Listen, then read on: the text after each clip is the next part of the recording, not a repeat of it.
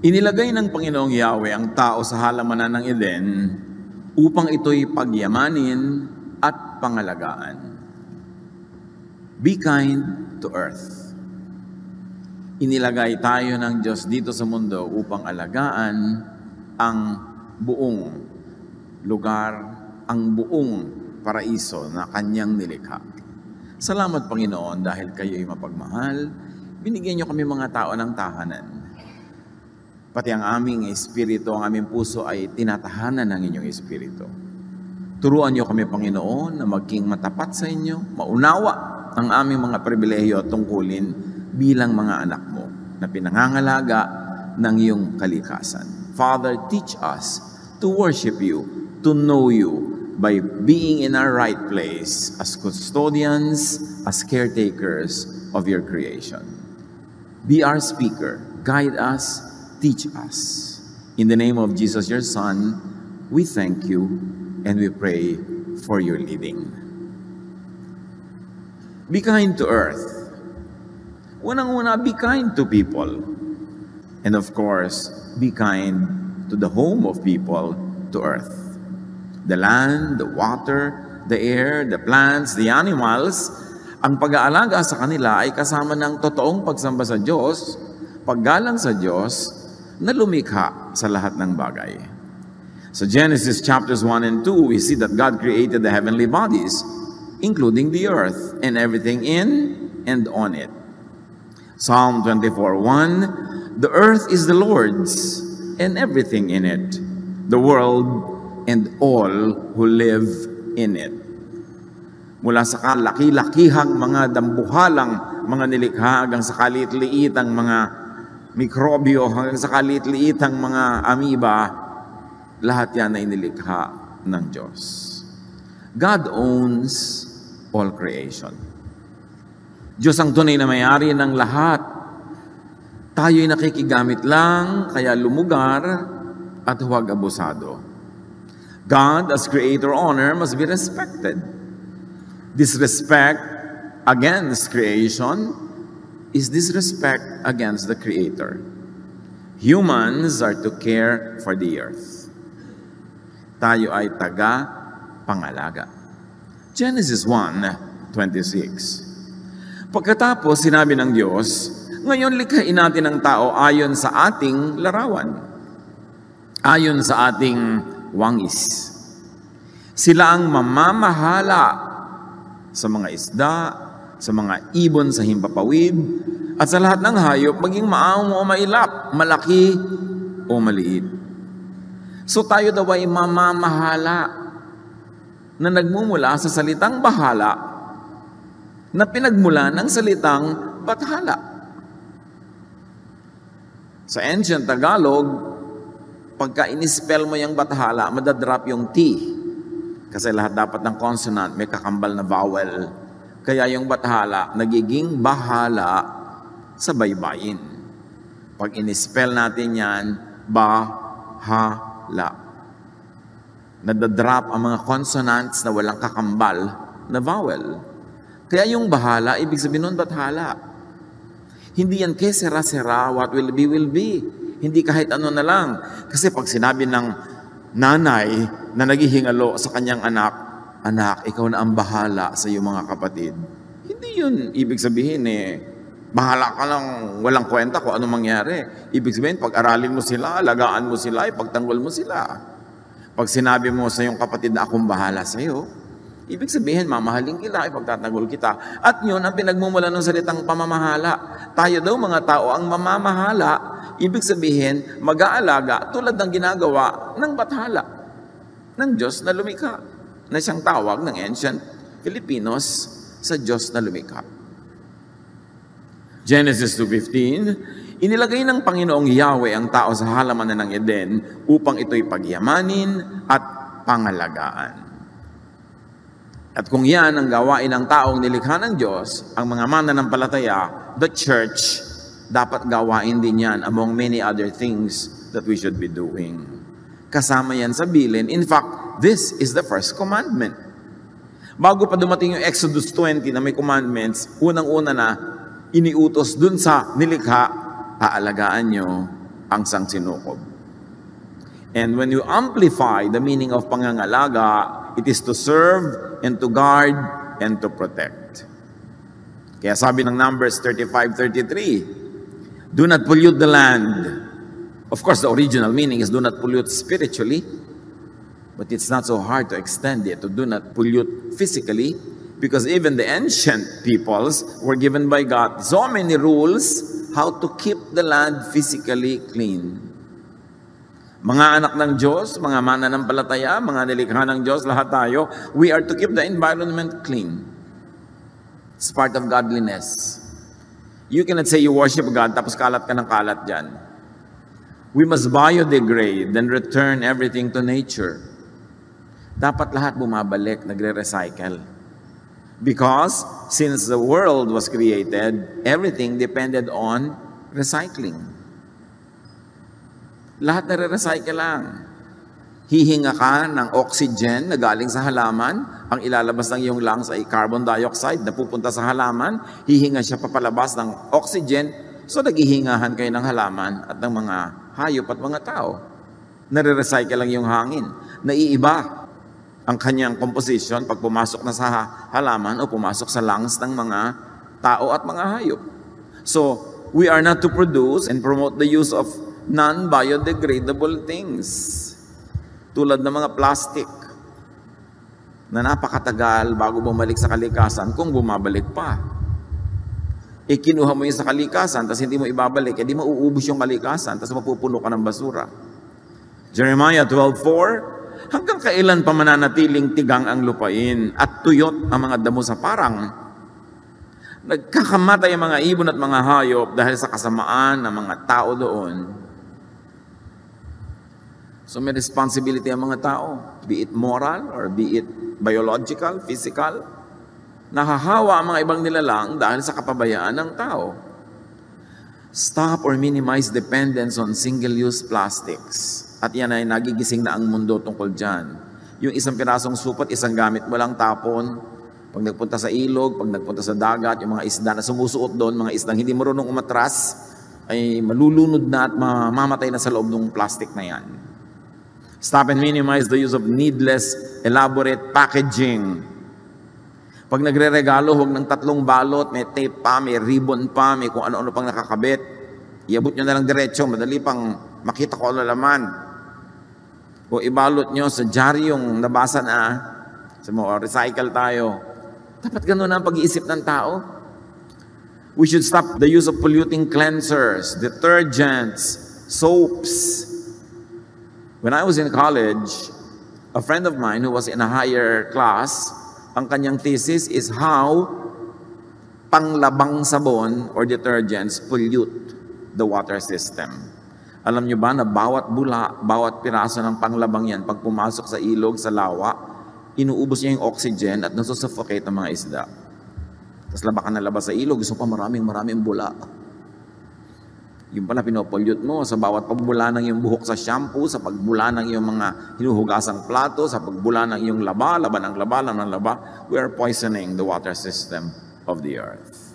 Dapat magkaroon ng alternative products para gamitin. Nung araw naman, wala eh.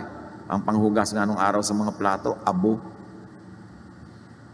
Makakakita tayo ng paraan kung gagawan lang natin ng paraan.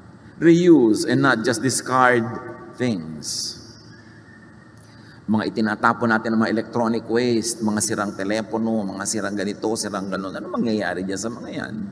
Jeremiah 18:3-4. Kaya nagpunta naman ako at dinatnan ko ang magpapalayok sa kanyang gawaan. Kapag ang ginagawa niyang palayok ay nasira, hinahalo niyang muli ang putik at hinuhugisan ng panibago. So nagre-recycle o hindi nag-click, nasira ang shape, ibahin pero gagamitin uli. Reuse anything and everything that can be reused. That's part of worship. Reuse clothes, bags, accessories. Hindi kailangan laging bilhin ng bago. Pag may bagong gadget, hindi mo kailangan bilhin kasi hindi ka natitigil ng kabibili. Reuse even the other side of paper.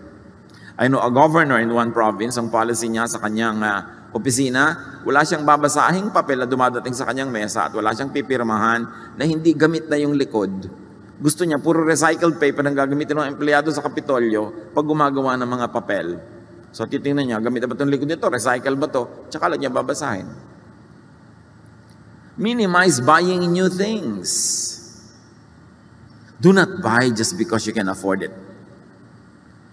Kasi pag bumili ka ng anumang bagay, kailangan na ng raw material. Yung raw material kukuhanin sa bundok, sa gubat, sa lupa. Inuubos natin ng raw material para sa iyong ika-100 bag. Kailangan mo pa talaga ng 100 bag. Napaka-importanting isipin yan. Papatay ka ng mga hayop para kunin yung leather. Kukuha ka ng mga material sa mga mina para gumawa ng mga buckles. Gagawa ka ng chemical para kulayan yan. Can you imagine how much you pollute the earth with every bag in your collection? Pwede namang isa na lang na bayong para sa lahat. Pagka nabulok pa, babalik sa lupa. Do not throw away food. Yan ang isang malaking dilema ng hotel industry, mga restaurant industries. May shelf life yung food nila, tapos dapat itapon. Tapos ang daming gutom.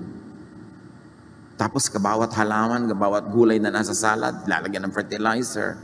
Bawat baka, bawat baboy, bawat karneng nando na bilang elemento. Ilang gubat ang kinalbo para magkaroon ng grazing field ng mga baka.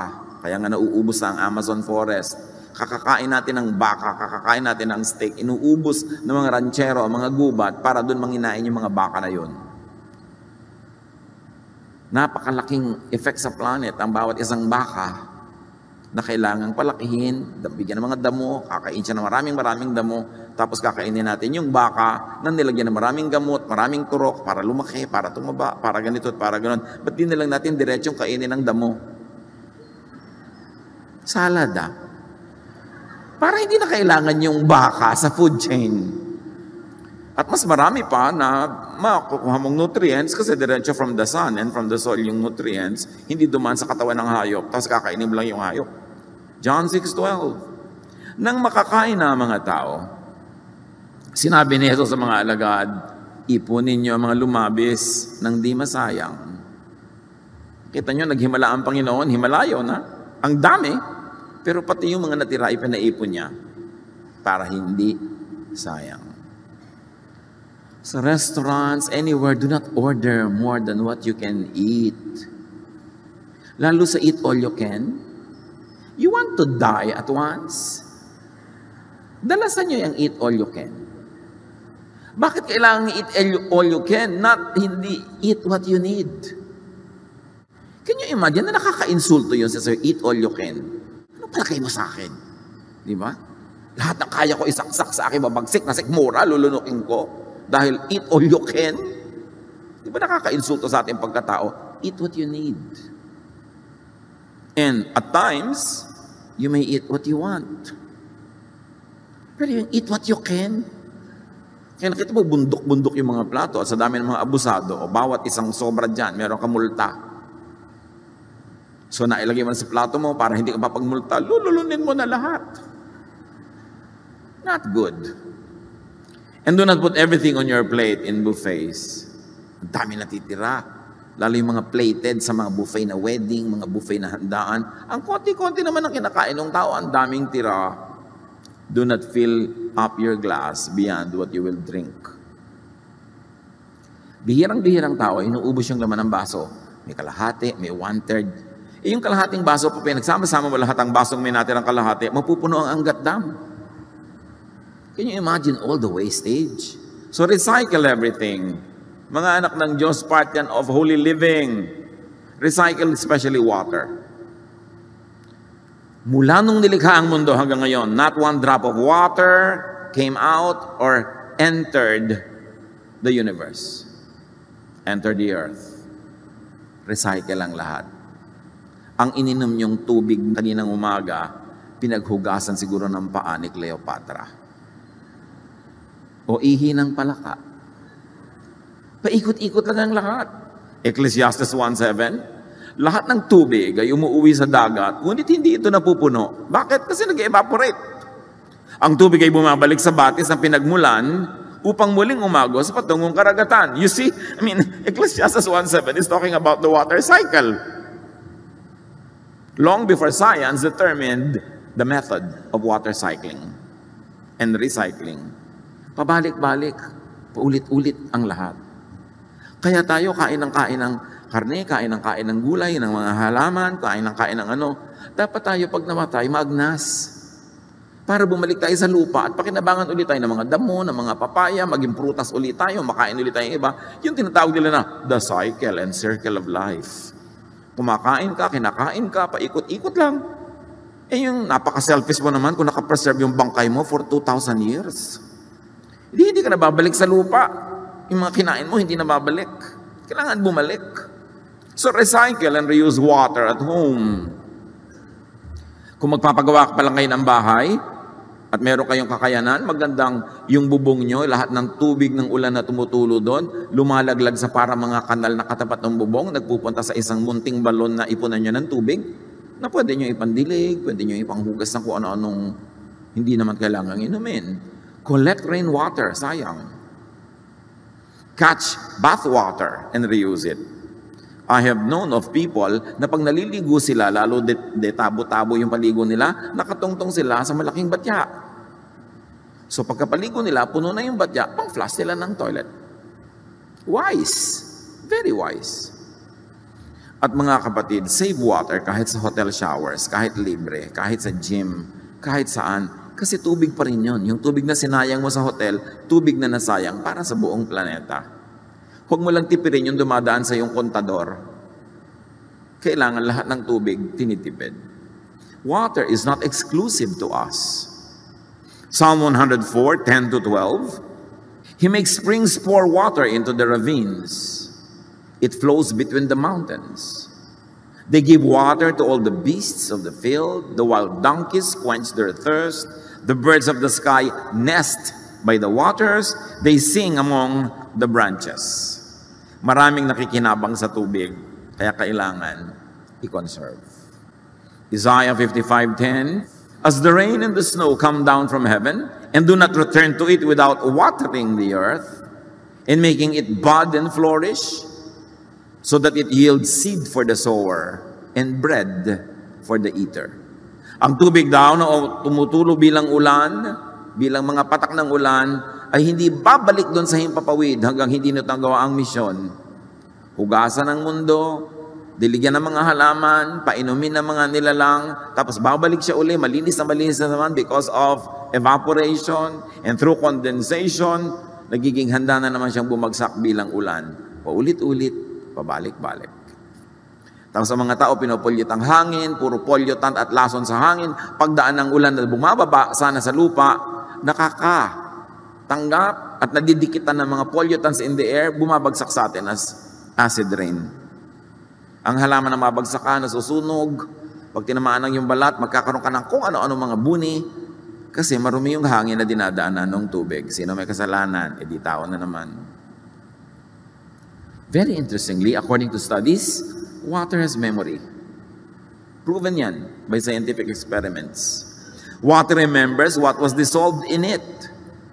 Na kahit diluted na halos hindi mo na matitrace, natatandaan pa ng tubig kung ano yung dinisolve sa kanya. If diluted to a degree that nothing of the original dissolved molecules remains, the water will remember it. There were experiments. Human antibodies were dissolved in water and diluted until none of the original antibodies were present. Now, while the same blood cells were put in the same water, these cells responded as if the antibodies were in the water. Kung hindi nyo naintindihan, palampasin nyo na. Ang mahalaga, naiintindihan ng tubig ang lahat ng nahihipo niya, lahat ng come into contact with the water, natatandaan niya. Kaya ngayon, ginagamit na sa high-tech sciences ang tubig bilang component of many super high-tech instruments because water remembers.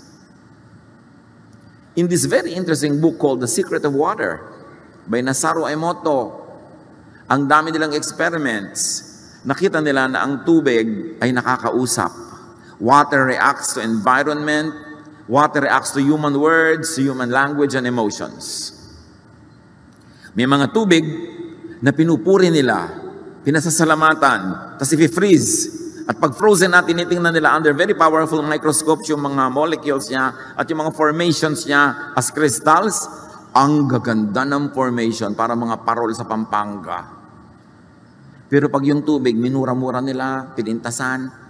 Tapos if in-freeze, tiningnan nila sa microscope yung mga components, durug-durug, wasak-wasak, pangit-pangit.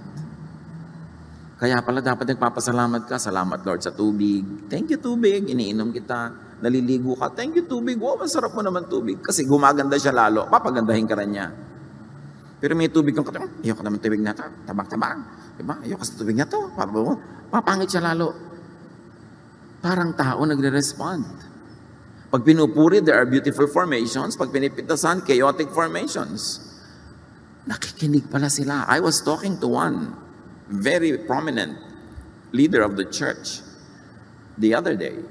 At nung binanggit ko to, sabi niya, kaya pala, alam mo kapatid, sabi niya, minsan, naliligo kami sa beach, nag-enjoy kami sa malaking alon. Ako sabi ko, more, lumaki talaga yung alon. Sabi ko, more, hanggang inanod kami, butik na kami nalunod.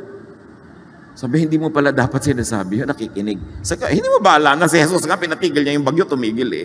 Nakikinig, di ba? May power talaga. Marami tayong hindi alam.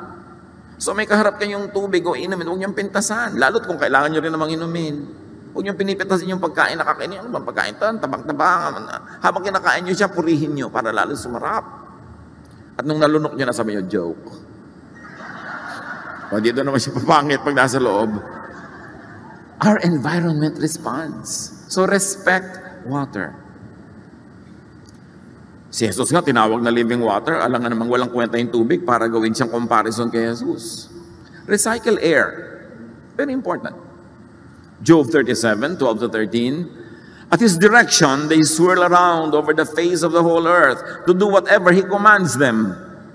He brings the clouds to punish people or to water His earth and to show His love.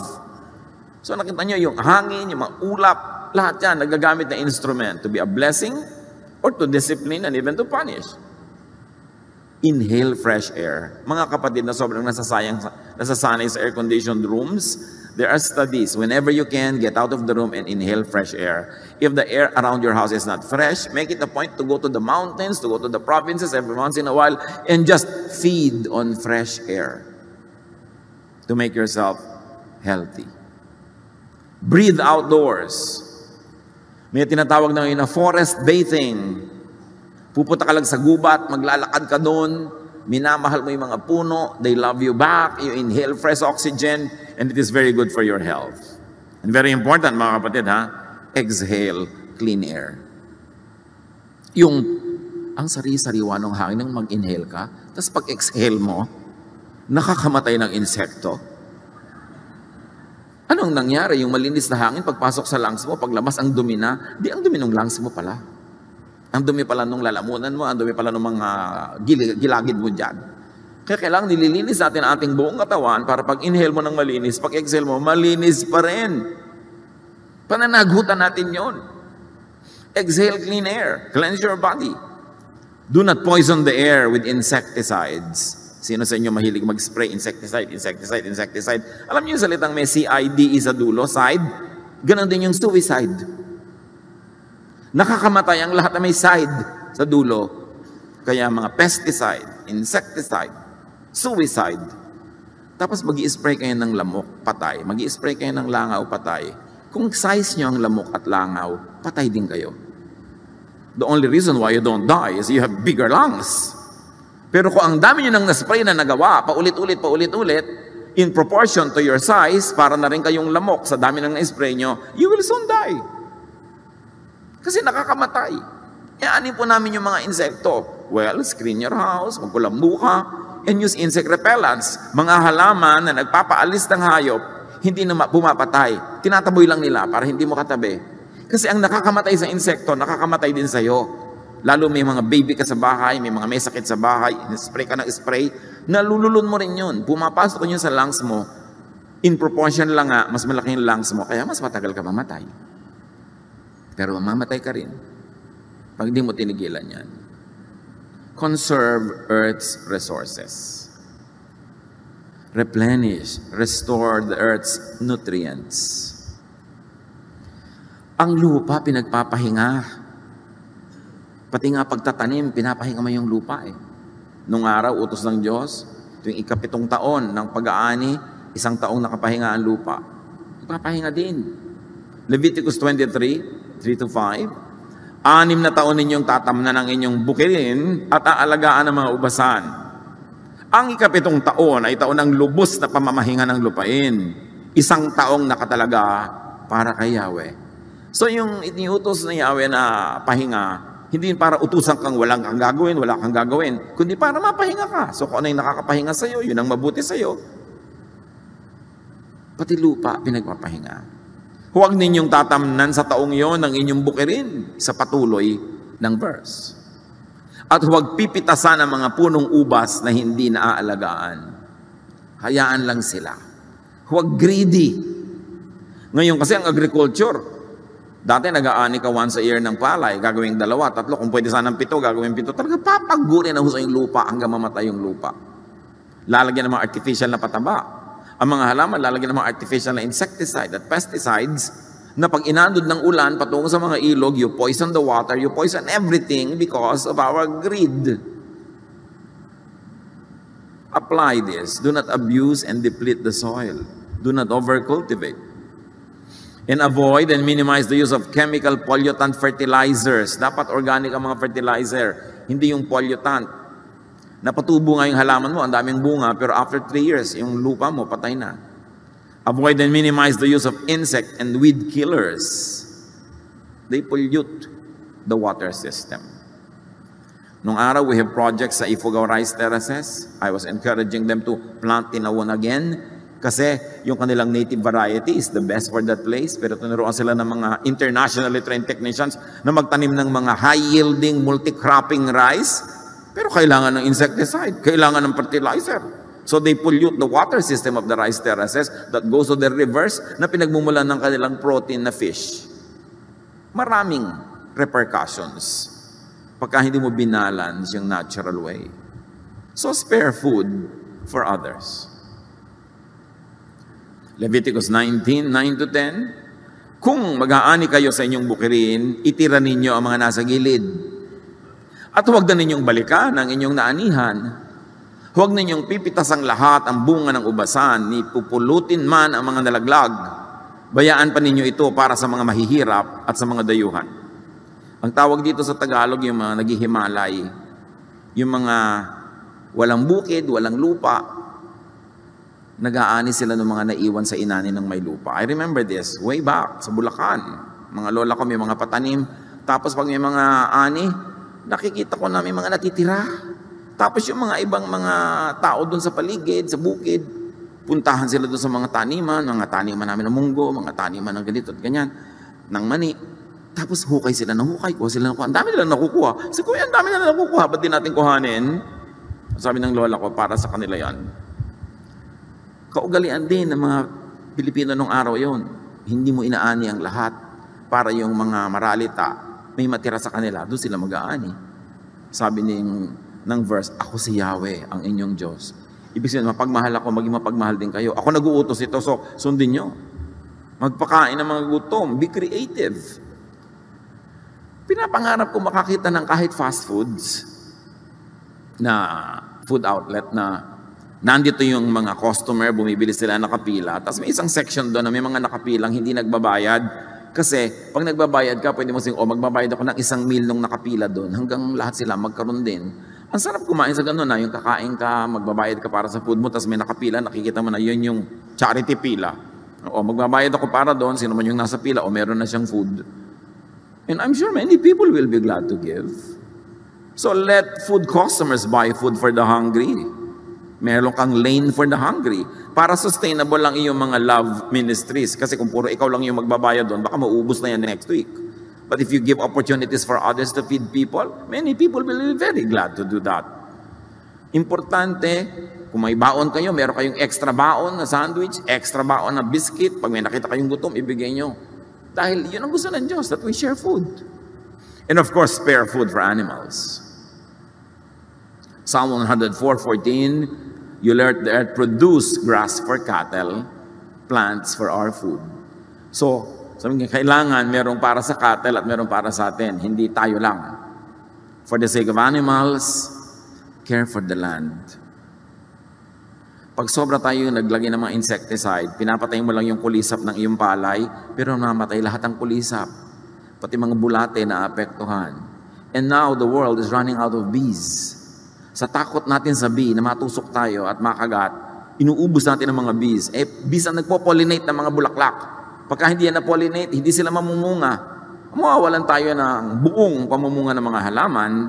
Kala natin, ganun-ganun lang yun. Nalipulin mo ang isang uri ng mga nilalang, maapektuhan tayo lahat. Avoid reckless consumption. Be wise in consuming. Be conservative. Proverbs 21:20, dahil sa pag-iimpok, ang bahay ng matalino ay napupuno ng kayamanan. Ngunit lahat ay winawaldas ng taong mangmang, kaya wala at wala rin siya lagi. God will judge people as they abuse creation. Isaiah 24:4-5, the earth wilts away, its mighty leaders melt to nothing. The earth is polluted because its people disobeyed the laws of God. Again, this is spiritual and material pollution. Jeremiah 2:7, dinala ko sila sa isang mayamang lupain upang tamasahin nila ang kasaganaan yon. Ngunit, dinungisa nila ang ibinigay kong lupain dahil sa karumal-dumal nila mga gawain. Psalm 107:33-34, He turned rivers into a desert, flowing springs into thirsty ground, and fruitful land into a salt waste, because of the wickedness of those who live there. Kita nyo ang nagiging bunga ng kasamaan ng tao, ang mga ilog nagiging disyerto, ang mga bukal nagiging uhaw na tigang na lupa, at ang lupain na mayaman nagiging akanin mo yung mga asinan na maalat na walang tutubo dahil sa kasamaan ng tao. Now, God didn't, and God doesn't need to do this manually. Masama ka, so tutuyuin kang ilog. No, because everything is on automatic. All the laws of God are set. And when it is broken, may automatic results. God does not have to step down from heaven to interfere. The bad will happen when we do the bad. So kailangan maging responsable tayo. Revelations 11:18, the nations raged, but your wrath came. And the time for the dead to be judged, and for rewarding your servants, and for destroying the destroyers of the earth. Darating daw ang panahon, ang lahat ng namatay na ay hukuman, ang lahat ng mga gumawa ng mabuti ay gagantimpalaan, at wawasakin ang lahat ng bumasak sa mundo. It's time to destroy everyone who has destroyed the earth. Panahon na upang wasakin mo ang mga nagwawasak sa daigdig. May consequence. May masamang bunga ang pagpapabaya. The earth is just one. Yan lang ang bahay natin. Tapos magtatapon ka ng dumi sa ilog, pupunta sa dagat. Akala mo ba lalayo yun? Nasa loob pa rin yun ng planeta. Why are we polluting the only home we have? We are polluting the air. Saan ka lilipat pag wala ka na mahinga? Inuubos mo ang gubat. Saan ka mag-agriculture pagka namatay na ang lahat ng mga halaman? Pinopollute natin ang lahat ng ocean. Saan tayo pupunta pag na-poison yan? Akala nyo ba lalayo yan? Nandyan lang, paikot-ikot.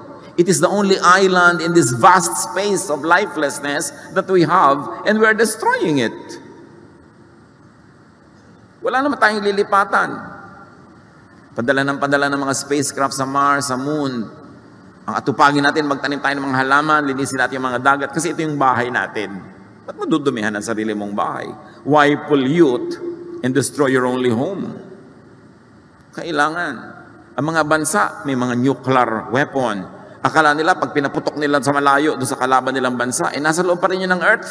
Yung atmosphere, yung pa rin ang tatanggap ng mga laso nun. Babalik din sa kanila yun, parang water, pabalik-balik. Akala natin, mapipigil mo ang dumi by national boundaries. May mga bansa pa nag-e-export ng basura. Bakit? Pagka ba nabulok yan dito sa lugar na ito, hindi ba sila maapektuhan? Dadalhin din yun ng hangin doon. We should all be responsible for the environment. And of course, aside from being kind to people and to the earth, we should be kind to all the living. Be kind to animals. Kumusta ang score natin dito mga kapatid bilang mga mananampalataya ng Diyos?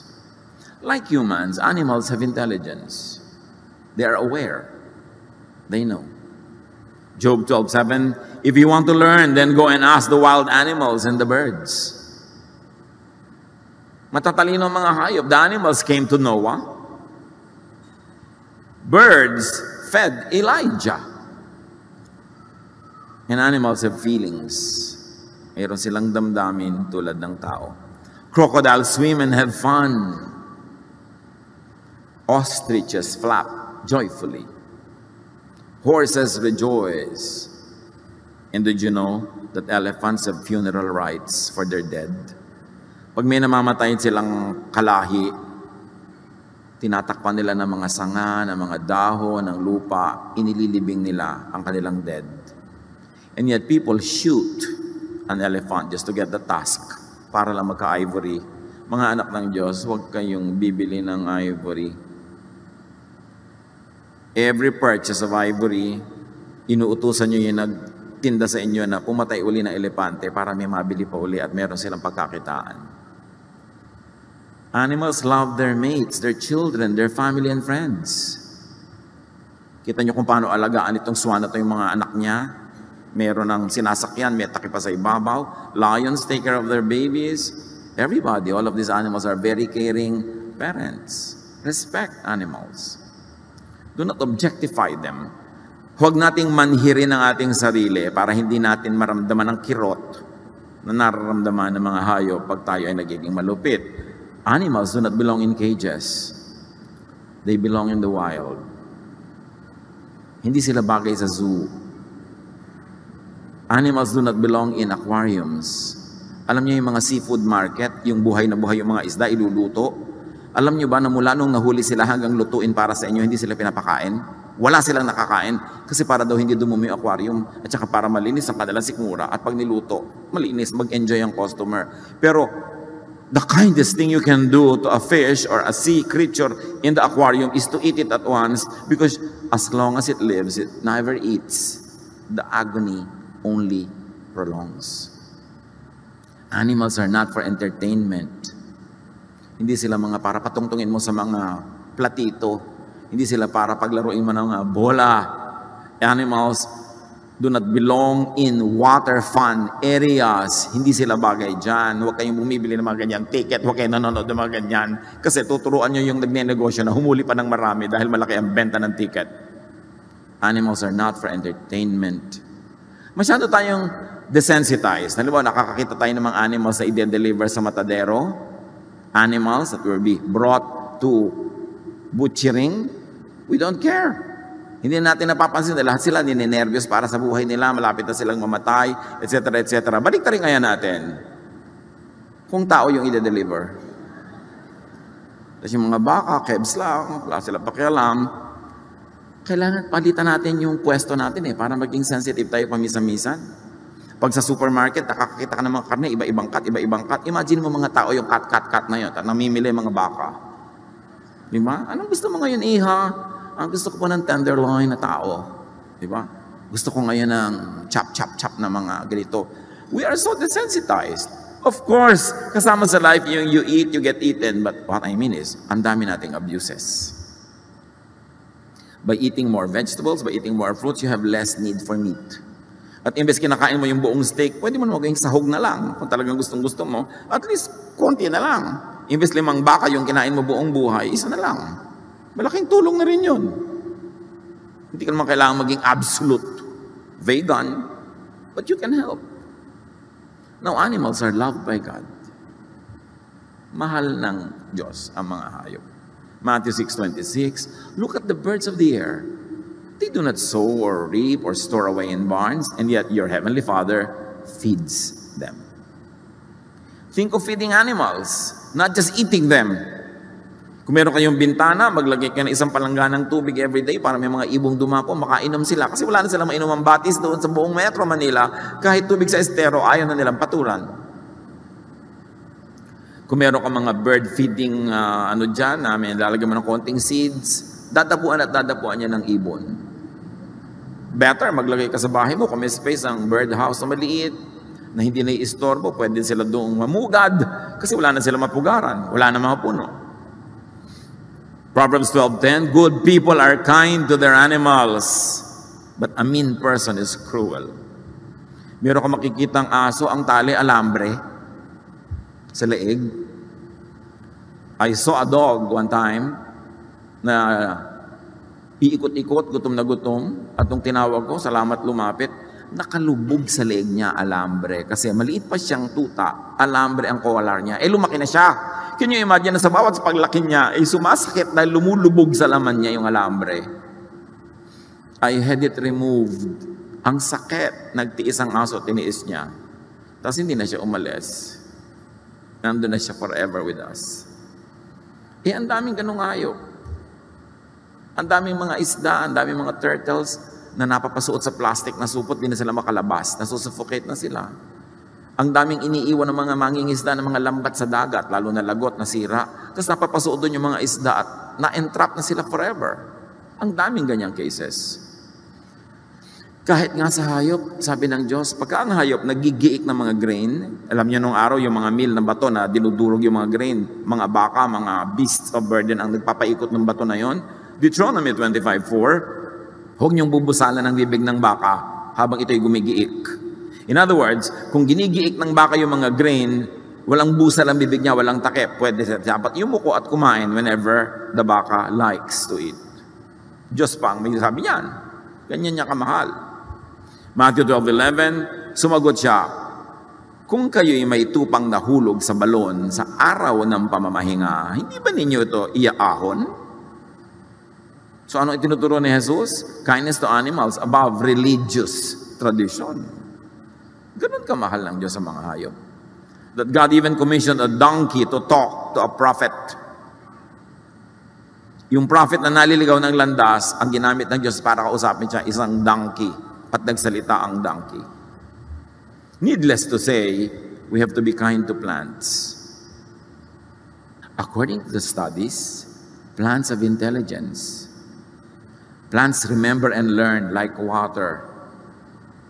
Ang mga halaman, patuloy nilang sinusuri ang kanilang kapaligiran, lahat ng mga nakakasalat, nakakahipo sa kanila, at sila ay nagpapasya kung paano sila tutugon sa ganung mga pangyayari sa paligid nila. Ang ugat ng halaman, pag nakatama sa bato, ay iikutan niya yung bato hanggang makahanap siya uli ng malambot na lugar. May mga experiments sa mga halaman na nagre-respond talaga sila. Plants even respond to human words and thoughts. Kaya mga iba, kinakausap nila yung halaman, napagkakamala mo, ay may sira yata yung kapitbahay namin. Nagre-respond sila. There were experiments, at ito sa book na The Secret Life of Plants.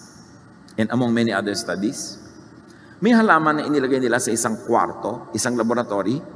Nilagyan nila ng mga pangsukat ng electrical activity at kung ano pa na inilalagay sa ulo mo pag tinetest yung brain mo. Tapos meron silang inutusan na isang lalaki. Pumasok ka, tagain mong halaman.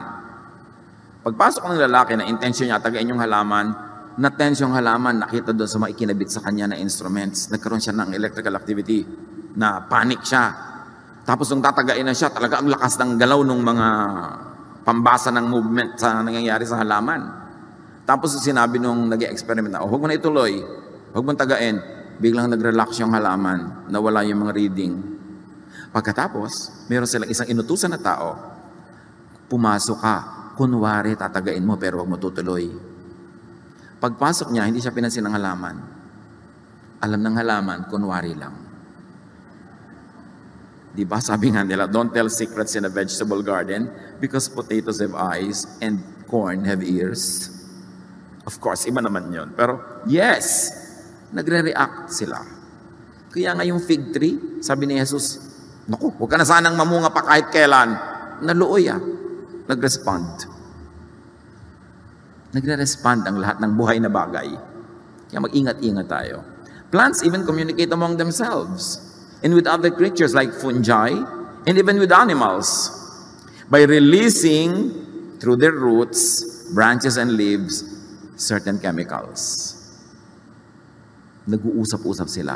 May mga studies, mga kapatid, ng isang puno na nasugatan, natumba, nahirapan, tinutulungan siya ng mga ibang halaman na natiling malusog. Yung mga roots nila nagkakabit-kabit, nagkukonek-connect, and through the other living organisms in the soil, they help nourish a fallen tree. They help nourish a sick plant. Nagtutulungan sila, mabuti pa sa tao. Yung naaamoy nyo sa bukid pag bagong tabasang damo, actually, it's a chemical distress signal for plants. Na pag pinuputol sila, nagre-release sila ng amoy to warn the other plants around to get ready for it. At kung ano man ang preparasyon ang ginagawa ng iba, it works. Some plants, like tobacco, release a chemical. Pag kinangat-ngat-ngat yung dahon nila ng isang uri ng insekto, they release a certain chemical that attracts caterpillars para pumunta sa kanila at kainin nila yung insekto. Kumbaga, kinakain ako ng insekto ito, wala akong magawa kasi halaman ako, I will release a chemical na attractive sa mga caterpillar, magdadatingan sila, ay, may insect pala dito, kakainin nila insect, tumigil ang paggat-ngat niya sa dahon. Nag-iisip sila. Plants have senses and feelings, tulad halimbawa ng makahiya. Ang makahiya, o tamo, pag hinipo mo, nahihiya nga siya. Diba, dahan-dahan siya nagsasara. O, ang ganda-ganda niyan kung meron kayo sa inyong dinner table. Pero alam niyo yung makahiya, pag hinipo niyo, di sasara. Kasi akala niya may danger. Hipuin niyo ulit, wow, ang ganda. Sasara ulit. Pag inulit niyo po ulit, hindi na siya sasara. Sabi ng makahiya, nek-nek mo. Pinapagod mo lang ako. Hindi naman to talaga danger, wala. Hindi na siya sasara. Marunong siyang matuto. Hindi katulad ng iba, nakakalimang papa na, hindi pa natuto. Yung makahiya natututo, yung Venus flytrap, yan, halaman yan. Ang pagkain niya, mga insekto. So, ina-attract niya ng matatamis na mga katas. Pero ang insekto ito, pag pumasok, da-da-da-dan, sumara na. Ganyan din na maraming pag-ibig, mga kapatid. Diba? Kala mo matamis, kakainin ka pala.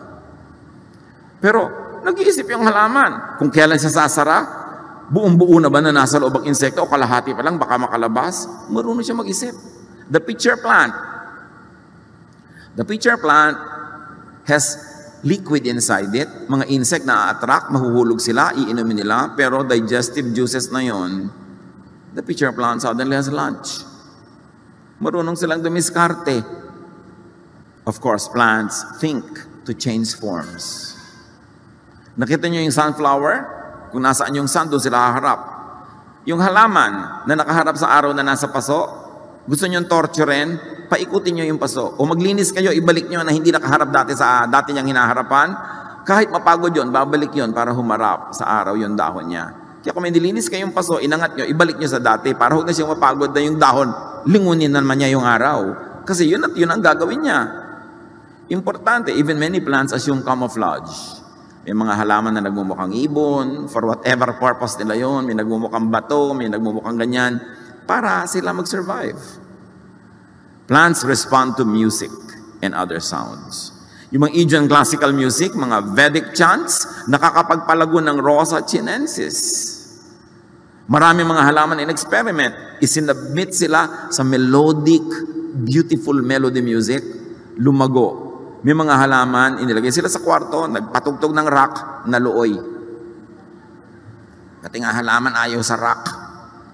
Lalo't kung gulo-gulo talaga. Nagre-respond sila. 1 Chronicles 16:33, umawit ang mga punong kahoy na nasa kagubatan sa pagdating ni Yahweh upang lahat ay hatulan. Literal ba to? Malay nyo. Totoo. Akala natin, talinghaga, yung pala nakakaawit nga sila. Why not? At nadidinig yun ng Diyos. Deuteronomy 20:19, kapag kinubkob nyo ang isang lungsod, ibig sabihin, militarily, pinaligiran nyo, gusto nyo siyang matagal na bantayan para nyo makuha yung city, huwag ninyong putulin ang mga punong kahoy doon, kahit matagal na ninyong kinukubkob ang lugar na yon. Ang mga puno ay hindi nyo kaaway. Bagkus, makapagbibigay pa ito sa inyo ng pagkain, kaya huwag nyo itong puputulin. Napaka-specific ng instruction. Proverbs 27:18, take care of a tree and you will eat its fruit. John 15:5, ako ang puno ng ubas at kayo ang mga sanga. Ang nananatili sa akin at ako sa kanya, ang siyang magbubunga ng sagana. Sapagkat wala kayong magagawa kung kayo'y hiwalay sa akin. Kahit dito sa talinghaga na sinabi ni Jesus na siya ang puno, ang sinasabi niya, ang buhay niyo nakadepende sa puno. Gawin yung physical, gawin yung biological, ang buhay talaga natin nakadepende sa plants. Apply it many ways. So do not needlessly, carelessly, greedily cut trees. Sa bawat punong pinuputol, kinukuha ng mga loggers, ay may libing na nagaganap sa mga hayop. Imagine ninyo na ito ay libing. Nakikipaglibing ang lahat ng mga hayop na nawalan tirahan, nawalan ng ugat na tataguan, nawalan ng sangang dadapuan, nawalan ng puno na titirahan. Tapos ang mga tao putol ng putol ng putol. Nakikita ninyo itong orangutan na ito, pinuputol ang gubat na tinitirahan niya, mag-isa niyang ipinagtatanggol ang puno na kanyang tahanan laban sa mga makinarya ng tao. Pag kinuha mo yung kahoy niya, saan titira yung mga hayop na diyan tumatahan. Itong napakaliit na munting nilalang na ito, pinutol yung puno niyang tinitirahan. Nung balikan niya, putol na. Hinahanap niya yung mga sanga, hinahanap niya ang pamilya niya. Nasa na? This squirrel is a symbol of so many animals that we deprive of habitat, of shelter, of home, of food, whenever we carelessly deforest our environment. Respect God. Live well as a race among many other creatures that God created. Be kind to earth. Isipin natin mga kapatid kung ano sa pang-araw-araw nating pamumuhay